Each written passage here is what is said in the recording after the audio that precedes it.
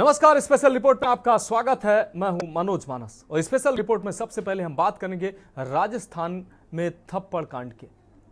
दरअसल टोंक जिला हिंसा की आग में झुलसने लगा है, जिससे अफरा तफरी मची रही। आपको बता दें कि निर्दलीय प्रत्याशी नरेश मीणा पर एसडीएम को थप्पड़ मारने का आरोप है। वहीं हम बात करेंगे कोहरे के बीच शुरू हुए गुलाबी ठंड के दौर की, और देखिए उत्तराखंड में बढ़ते प्रदूषण के ग्राफ की साफ तस्वीरें। तो अब चलिए चलते हैं खबरों के विस्तार में।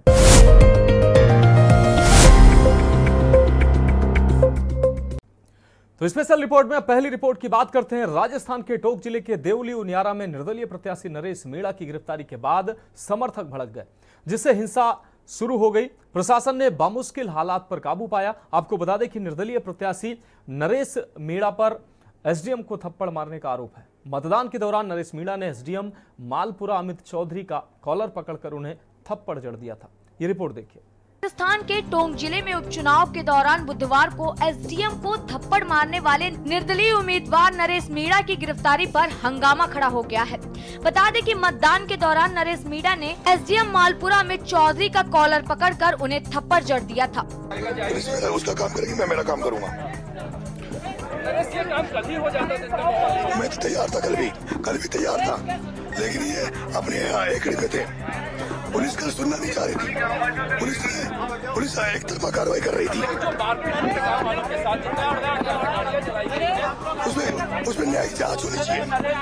उन सबको उनकी सबका कार्रवाई होनी चाहिए। वहीं नरेश मीणा पर समरवर्ता गांव में हुई हिंसा और आगजनी का भी आरोप है। हालांकि उनका दावा है कि गांव में पुलिस ने उत्पात मचाया और गाड़ियों में आग लगाई।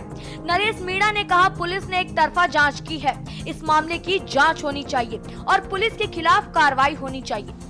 लगभग 11-12 बजे हमें ये सूचना लगी कि एसडीएम जो यहाँ पे है, जो भारतीय जनता पार्टी का कन्हैयालाल चौधरी के इशारे पर काम कर रहा है, उस व्यक्ति ने 3 लोगों को जबरदस्ती कि तुम्हें नौकरी से हटा देंगे, सस्पेंड कर देंगे। एक आंगनबाड़ी महिला थी, एक टीचर था और एक आंगनबाड़ी महिला का पिता था। उनको जबरदस्ती दादागिरी से वोट डलवाया। मुझे पता लगा, मैं गया, मैंने पूछा तो वहाँ लोगों ने कहा कि साहब ये एसडीएम है, इसने जबरदस्ती वोट। मैंने रोक नहीं पाया, मैंने उसके थप्पड़ मारी है। ये बात सही है, लेकिन उसके और बढ़नी चाहिए। जिस तरह का वो नेचर उसका था, वो एक दलित महिला के अत्याचार में पहले एपी और आए बूंदी में, उसके बाद भी फिर मैं इसी मंच पे था जहाँ पे बैठा हूँ, हजारों लोग यहाँ थे।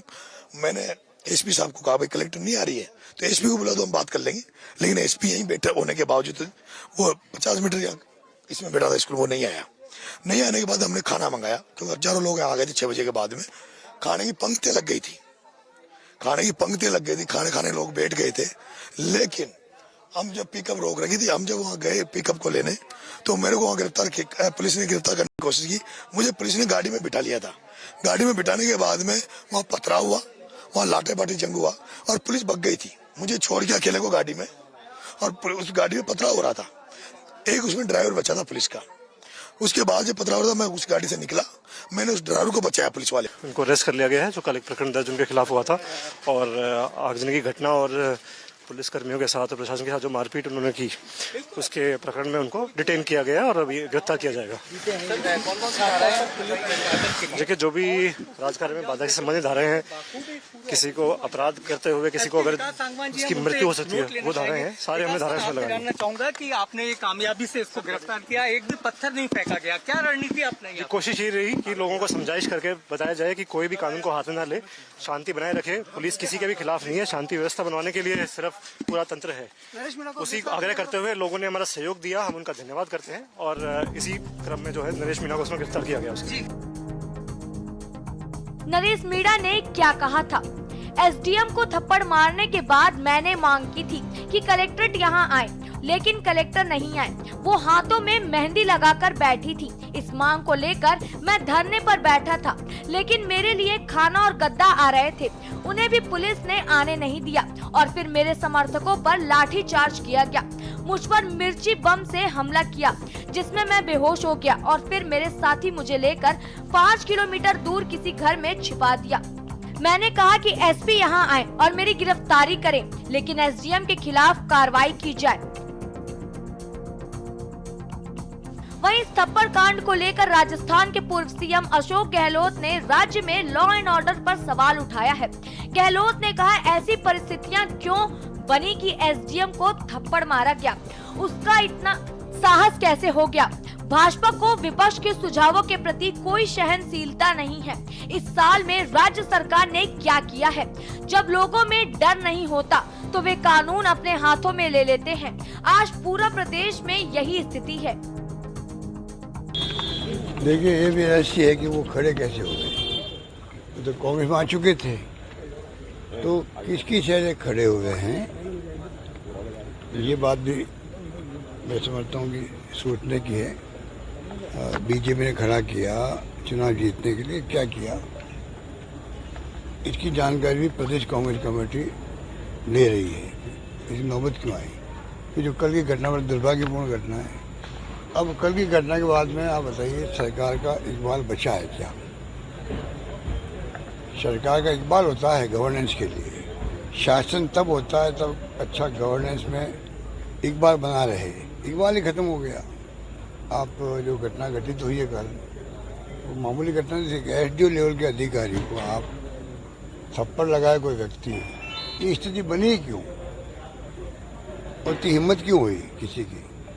तो कहाँ सरकार का इकबाल है?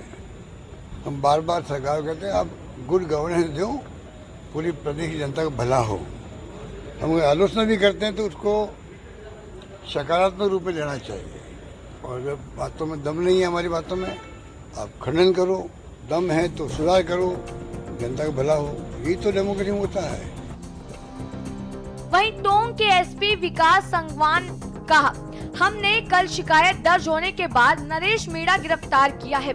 आगजनी और पुलिस पर हमला करने के आरोप में गिरफ्तार किया गया है।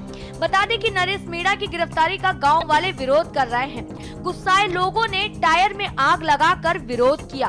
उधर देवली उनियारा में चुनाव ड्यूटी में लगे आईएएस अधिकारी को थप्पड़ की घटना के विरोध में आरएएस एसोसिएशन में गुस्सा देखा जा रहा है। पेन डाउन हड़ताल की घोषणा की गई है। आरएसएस एसोसिएशन में जबरदस्त आक्रोश देखने को मिल रहा है। आरएसएस अधिकारियों के समर्थन में मंत्रालय, कर्मचारी संघ, ग्राम विकास अधिकारी, तहसीलदार संघ, कानून गो कर्मचारी संघ के साथ सरपंच संघ लामबद्ध है। इस दौरान सभी संगठनों ने आरएसएस अधिकारियों के साथ जिला कलेक्टर को मुख्यमंत्री के नाम ज्ञापन सौंपकर आरोपी के विरुद्ध सख्त से सख्त कार्रवाई नहीं होने तक हड़ताल जारी रखने की चेतावनी दी है।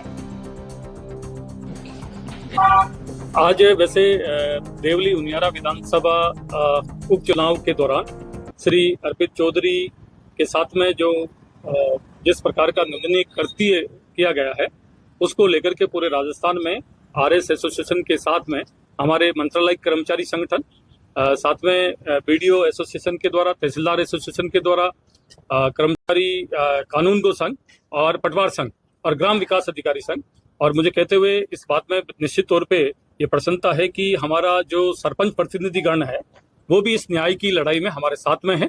और इस प्रकार से हम शुद्ध रूप से आज इस प्रकार के लोकतांत्रिक व्यवस्था को बनाए रखने के लिए जिस प्रकार से चुनावी ड्यूटी हमारे एसडीओ साहिबान कर रहे थे, उनके साथ में इस प्रकार की घटना का घटित होना बहुत ही घोर निंदनीय है। और हम तब तक ये बहिष्कार करेंगे जब तक उस प्रकार के कृत्य करने वाले व्यक्ति के खिलाफ प्रॉपर कार्रवाई नहीं हो जाती। तो क्या पेन डाउन हड़ताल के साथ कार्रवाई? बिल्कुल, निश्चित तौर से हमारे सभी संगठनों के द्वारा जो मैंने अभी आपको निवेदन किया है, वो सभी संगठन आज कार्य बहिष्कार कर रहे हैं। सर, ज्ञापन भी सौंपा गया है? ज्ञापन हमने मुख्यमंत्री महोदय के नाम, जिला कलेक्टर महोदय के माध्यम से सभी संगठनों ने ज्ञापन दे दिया है कि उस व्यक्ति के खिलाफ जो है निश्चित तौर पे प्रॉपर ढंग से कार्रवाई जब तक सुनिश्चित नहीं हो जाती है तब तक बहिष्कार करेंगे। आज लोग इसमें सुनाई भी है, हमारा पेन डाउन है और हम उसी पे अड़िग है। और जब तक कार्रवाई हो जाती है तो निश्चित तौर पे हम सभी कार्रवाई हमें करने सरकारी काम संपादित करने ही करने, लेकिन जब तक कार्रवाई संपादित नहीं होती उसके विरुद्ध तब तक हम जो है पेन डाउन स्ट्राइक कर रहे हैं। गौरतलब है कि देवली उनियारा विधानसभा क्षेत्र से कांग्रेस का हाथ छोड़कर निर्दलीय के रूप में चुनाव लड़ रहे नरेश मीणा ने चुनाव ड्यूटी पर तैनात मालपुरा के उपखंड अधिकारी अमित चौधरी को थप्पड़ मार दिया था। बताया जा रहा है कि इस घटना के समय चौधरी समरवता गांव के ग्रामीणों को मतदान के लिए मनाने का प्रयास कर रहे थे। मीणा ने प्रशासन को चुनौती देते हुए गांव में धरना दिया और अपने समर्थकों से बड़ी संख्या में लाठी डंडे लेकर समरवता गांव में एकत्र होने को कहा, जिससे प्रशासन पर दबाव बनाया जा सके।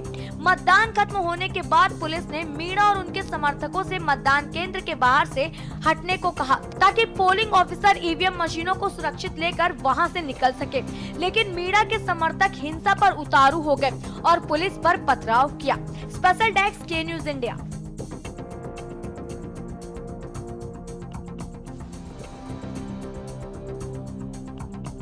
तो स्पेशल रिपोर्ट में अब बात करते हैं अगली अहम रिपोर्ट की। पंजाब, दिल्ली, पश्चिमी राजस्थान और पश्चिमी उत्तर प्रदेश के कई हिस्से घने कोहरे की चादर में लिपट रहे हैं। इसी के साथ गुलाबी ठंड ने दस्तक भी दे दी है। ऐसे में अब वायु प्रदूषण में भी इजाफे की आशंका जताई जा रही है। ये खास रिपोर्ट देखिए। सीजन का पहला घना कोहरा। उत्तर भारत में ठंड ने दस्तक दे दी है और इसी के साथ ही सीजन का पहला घना कोहरा भी छा गया है। सुबह प्रदेश के कई हिस्सों में घना कोहरा देखने को मिला, जिससे लोगों को काफी परेशानी का सामना करना पड़ा। कोहरे की चादर इतनी घनी थी कि सड़कों पर वाहनों की रफ्तार धीमी हो गई और दृश्यता बहुत कम हो गई। खासकर लखनऊ, कानपुर, नोएडा, मेरठ, आगरा, वाराणसी और गोरखपुर जैसे शहरों में कोहरे का असर ज्यादा देखा गया है। To mental health issues like anxiety and depression, there is also some scientific literature that is available which suggests that prolonged exposure to air pollution, which includes fine particulate matter, PM 2.5 or nitrous oxide or nitrous dioxide.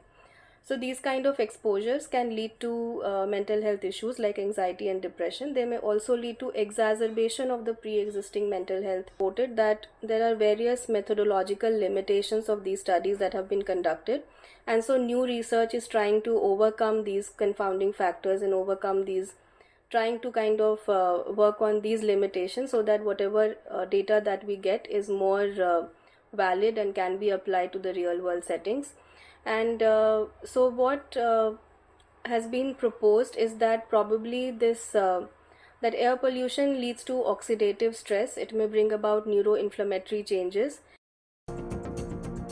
रात के समय तापमान में गिरावट के साथ ही सुबह के समय कोहरा और ठंडक बढ़ने लगी है। मौसम विभाग के अनुसार उत्तर प्रदेश में अगले कुछ दिनों में ठंड में और तेजी आने की संभावना है। इसके अलावा पश्चिमी उत्तर प्रदेश के कुछ इलाकों में शीतलहर चलने की संभावना है, जिससे ठंड का प्रभाव और बढ़ सकता है। गिर रहा तापमान। भारतीय मौसम विभाग ने कहा, उत्तर पश्चिम भारत में तापमान धीरे धीरे गिर रहा है। उम्मीद है कि अगले कुछ दिनों में रात और सुबह के समय घना कोहरा रहेगा। दिन में पारा 30 से 33 डिग्री सेल्सियस के आसपास बना हुआ है, जो रात में गिरकर 14 से 18 डिग्री सेल्सियस हो जाता है। हालांकि ये अभी भी कई स्थानों पर सामान्य से कम 2 से 4 डिग्री सेल्सियस अधिक है और आर्द्रता का स्तर काफी अधिक है।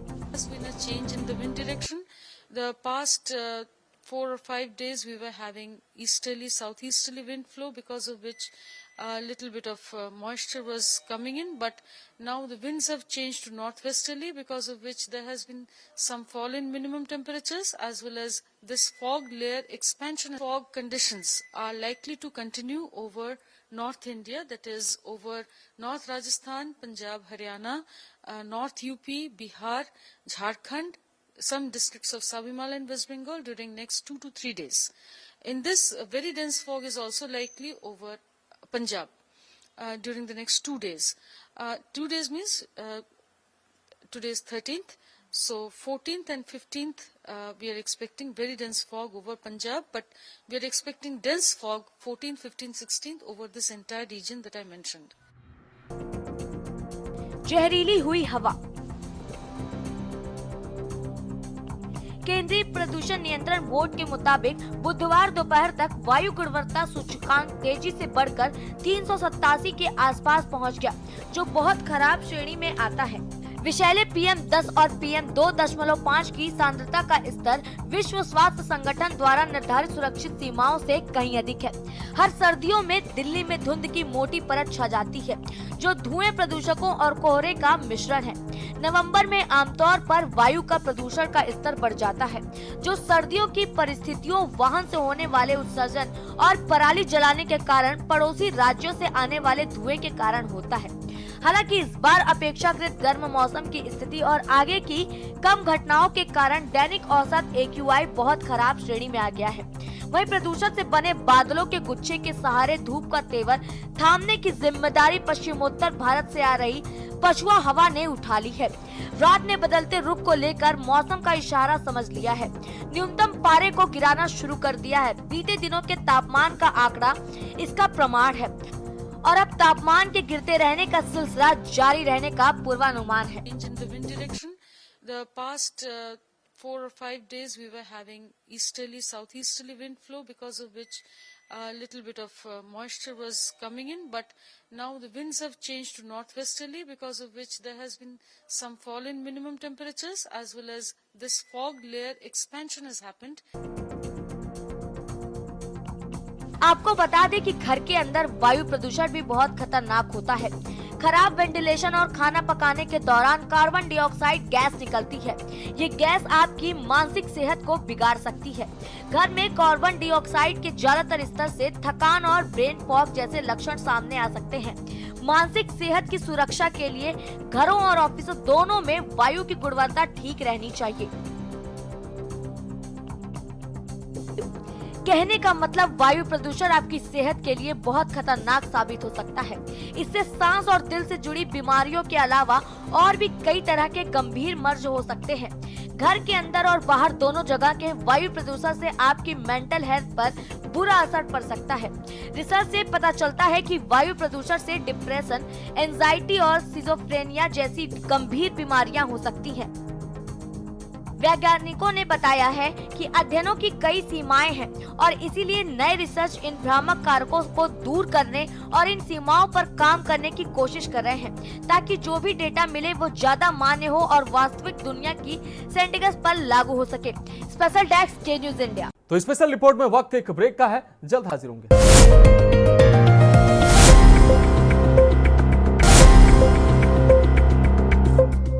तो स्पेशल रिपोर्ट में अब बात अगली अहम रिपोर्ट की। देश की राजधानी दिल्ली के साथ ही हिमालयी राज्यों में भी प्रदूषण का स्तर बढ़ता जा रहा है। दीपावली के बाद से सभी स्थानों में प्रदूषण की मात्रा बढ़ी है, जिसकी वजह से लोगों में प्रदूषण से होने वाली बीमारियों की संख्या भी बढ़ गई है। उत्तराखंड की राजधानी देहरादून की स्थिति अब यह हो गई है कि दून की हवा मेरठ और गाजियाबाद से भी ज्यादा खराब हो गई है। दून का जो AQI का लेवल है वो 300 के करीब पहुंच चुका है, जो कि चिंता की बात है।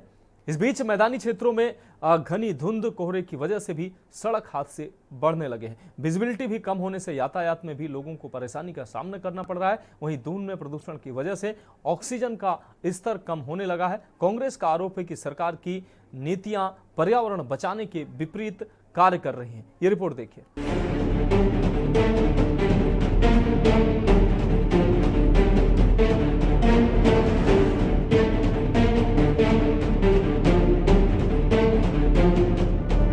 दिल्ली के बाद अब उत्तराखंड में प्रदूषण के बढ़ते ग्राफ ने लोगों की मुश्किलें बढ़ा दी हैं। 11वें हिमालय राज्य उत्तराखंड में ऐसी परिस्थिति होगी, किसी ने ऐसा सोचा ना था। चिंता की बात तो यह है कि प्रदेश के अधिकांश मैदानी क्षेत्रों में AQI खतरे के निशान से ऊपर है। प्रदेश की राजधानी देहरादून की स्थिति तो और भी चिंताजनक बनी हुई है। यहाँ AQI 300 के करीब है। बढ़ते प्रदूषण ने सरकार की चिंता को बढ़ा दिया है। मुख्यमंत्री ने अधिकारियों की बैठक लेते हुए पर्यावरण संरक्षण के साथ ही गंगा सहित सभी नदियों को स्वच्छ रखने का संकल्प लेने का आह्वान किया है। वहीं पर्यावरण संरक्षण के साथ ही दून में वाटर ट्रीटमेंट प्लांट के लिए 1000 हरे पेड़ काटे जाने की तैयारी चल रही है। सौंग बांध परियोजना के वाटर ट्रीटमेंट प्लांट के लिए 1000 हरे पेड़ काटे जाएंगे, जिस पर राजनीति भी गर्मा गई है। कांग्रेस का आरोप है कि सरकार की नीतियां पर्यावरण बचाने के विपरीत कार्य कर रही हैं, जबकि भाजपा इससे इनकार कर रही है। मेरे द्वारा निर्देश दिए गए तो दिवाली के बाद थोड़ा सा पॉल्यूशन की क्वालिटी जो है देहरादून में भी इस साल देखने में आ रहा है, काफी ज्यादा पॉल्यूशन है। तो जो मरीज हैं हमारे जिनको सांस लेने की बीमारी है, उनमें दिक्कत आ रही है। हमने पहले भी कहा था कि भारतीय जनता पार्टी की जितनी भी नीतियां हैं वो विकासकारी कम विनाशकारी ज़्यादा हैं। आप ऑल वेदर रोड का हाल देख लीजिए कि ऑल वेदर रोड के लिए जितने पेड़ों के कटान की परमिशन थी उससे कई गुना हज़ारों गुना ज़्यादा पेड़ों का कटान हो गया। सड़क चौड़ीकरण के नाम पर आपने पहाड़ों का जो बेस है उसको कमज़ोर कर दिया। लैंडस्लाइडिंग की और दूसरी घटनाओं अप्रिय घटनाओं से लगातार उत्तराखंड दहल चुका है। कभी आप एयरपोर्ट विस्तारीकरण के नाम पर, कभी आप जागेश्वर धाम के नाम पर, कभी आप सौंगबाद के नाम पर जिस तरह से पेड़ों का कटान कर रहे हैं उससे कहीं ना कहीं आप पर्यावरण को बहुत बड़ी चोट पहुंचा रहे हैं। उत्तराखंड पूरे नॉर्दर्न इंडिया को, उत्तरी भारत को ओजोन लेयर देता है, ओजोन कवर देता है। देखिए, कांग्रेस के लोगों को मुझे लगता है या तो इस तरह के जब भी बयान देते हैं उसमें कुछ स्टडी करनी चाहिए। अगर उन पे स्टडी नहीं है तो मुझे लगता है कि भाई इस तरह के आरोप प्रत्यारोप लगा के ऐसे विषयों पर राजनीति नहीं करनी चाहिए। अगर इन वर्षों में देखोगे जब से उत्तराखंड बना है तो उत्तराखंड में अगर पेड़ कटे हैं डेवलपमेंट के लिए तो पेड़ लगे भी हैं। तो टोटल अगर आप आज के डाटा देखोगे तो मुझे लगता है कि उत्तराखंड में इन 24 वर्षों में वन संरक्षण बढ़ा है। वहीं प्रदेश के अधिकांश मैदानी क्षेत्रों में बढ़ते प्रदूषण की वजह से धुंध छा गई है। इसके अलावा घने कोहरे से विजिबिलिटी भी काफी कम हो गई है। ऐसे में दुर्घटनाओं की संख्या भी बढ़ गई है। वहीं प्रदेश भर में बढ़ती सड़क दुर्घटनाओं पर राज्य में सियासत भी गर्मा गई है। कांग्रेस का आरोप है कि प्रदेश में सड़क दुर्घटनाओं को रोकने के कोई इंतजाम नहीं। पुलिसिंग व्यवस्था चौपट है। ओवर स्पीडिंग को रोकने, शराब पीकर वाहन चलाने से रोकने के लिए पुलिस कोई कार्य नहीं कर रही है। आपको बता दें कि देहरादून के ONGC चौक में ओवर स्पीड की वजह से 6 युवाओं की मौत हो गई, जबकि अल्मोड़ा में बस के खाई में गिरने से 36 लोगों की जान चली गई। वहीं राज्य में अब इस मुद्दे पर आरोप प्रत्यारोप का दौर भी शुरू हो गया है। सुबह जब मैं घर से निकला तो देखा मैंने बाहर निकल के कि मेरे से ज़्यादा आगे का कुछ दिखाई नहीं दे रहा और अच्छा खासा कोहरे ने सफ़ेदी पूरी ढक रखी है और आगे तक का कुछ दिखाई नहीं दे रहा है। बहुत ज़्यादा कोहरा आ चुका है काशीपुर की सड़कों पर। इसकी कार्यशैली पे इसलिए सवाल उठा रहा हूँ कि जिस दिन घटना हुई उस दिन आप पूरे शहर में चेकिंग कर रहे हैं, आप पब्स में छापे मार रहे हैं। इसका मतलब शहर के अंदर ये खुलेआम चल रहा था। घटना होने के बाद 6 जिंदगियां, 6 जवान जिनका पूरा भविष्य, उनका परिवार खत्म हो गया। आप समझिए कि परिवार में 6 चिराग बुझ गए। उसके बाद आप छापे मार रहे हैं। शहर के अंदर जिस प्रकार से क्लब कल्चर शुरू हुआ है, रात को लेट नाइट पार्टी चल रही है, शराब चल रही है, जगह जगह 10-10 कदम में विदेशी मदिरा की दुकानें सरकार ने खुलवा दी हैं, कदम कदम पे अंग्रेजी शराब के ठेके हैं, शराब सरेआम सड़कों में गाड़ी खड़ी करके शराबें पी जा रही हैं। शहर के अंदर तमाम व्यवस्था चरमराई हुई है। सरकार को जागना चाहिए, पुलिस को जागना चाहिए। जिस दिन एक्सीडेंट होता है 4 दिन जागते हो, उसके बाद सो जाते हो। वो उसकी बाकायदा जांच हो, उसमें जहाँ खामियां पाई जाए उनके ऊपर कार्रवाई हो। मेरा ऐसा मानना है। जो गलत है तो गलत है, उसको सही नहीं कहा जा सकता। पुलिस को, मैंने आज पढ़ा कि साहब पैसिफिक के किसी गार्ड ने पुलिस को भी इन्फॉर्म किया। पुलिस को एक्टिव होना चाहिए था। अगर पुलिस थोड़ा एक्टिव रहती तो हो सकता है ये घटना बच जाती। लेकिन इन सब चीज़ों के साथ साथ ये भी जरूरी है, आप तमाम स्लोगन लिखे रहते हैं कि भाई हम शराब पीकर गाड़ी न चलाएं, दुर्घटना से देर भली, ये सब इसीलिए लिखा जाता है कि एक अवेयरनेस लोगों में आए। कुल मिलाकर हिमालय राज्य उत्तराखंड में AQI का 300 के करीब पहुंचना बेहद चिंता की बात है। दूसरे प्रदेशों को स्वच्छ हवा देने वाला राज्य आज खुद साफ हवा के लिए तरस रहा है, जो कि चिंता की बात है। वहीं विकास के नाम पर एकाएक काटे जा रहे पेड़ भविष्य के लिए बड़ा खतरा बन रहे हैं। इस बीच सड़क दुर्घटनाओं में लगातार हो रही बढ़ोतरी ने भी चिंता को बढ़ा दिया है। Uttarakhand desk report. Special report में आज के लिए मेरे साथ इतना ही। मुझे दीजिए इजाजत और आप देखते रहिए के न्यूज़ इंडिया।